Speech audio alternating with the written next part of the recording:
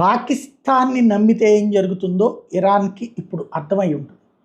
ఎందుకంటే అమెరికా అధ్యక్షుడు ట్రంప్ చేసిన హెచ్చరిక ఆషామాషి కాదు. గత కొన్ని రోజుల నుంచి ట్రంప్కి ఒక కన్ఫ్యూజన్ ఉంది. మొసాద్ వాళ్ళు ఫీడ్బ్యాక్ ఇచ్చారు, అట్లాగే సిఐఏ వాళ్ళు ఫీడ్బ్యాక్ ఇచ్చారు. కానీ సీన్ కట్ చేస్తే ఇజ్రాయెల్ ఇంత దాడులు చేసినా ఇరాన్ ఇంకా తట్టుకోగలుగుతుంది.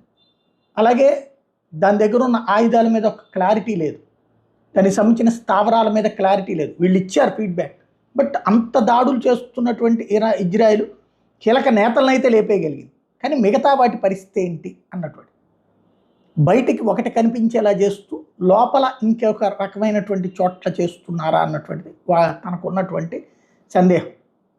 ఈ వ్యవహారాలన్నీ బాగా తెలిసినటువంటిది పాకిస్తాన్. ఎందుకంటే పాకిస్తాన్ ప్రజలు అనేక మంది అక్కడ పనిచేశారు, అణుస్థావరాల దగ్గర కానీ వాళ్ళ సైనిక స్థావరాల దగ్గర కానీ. ఎందుకంటే ఇరాన్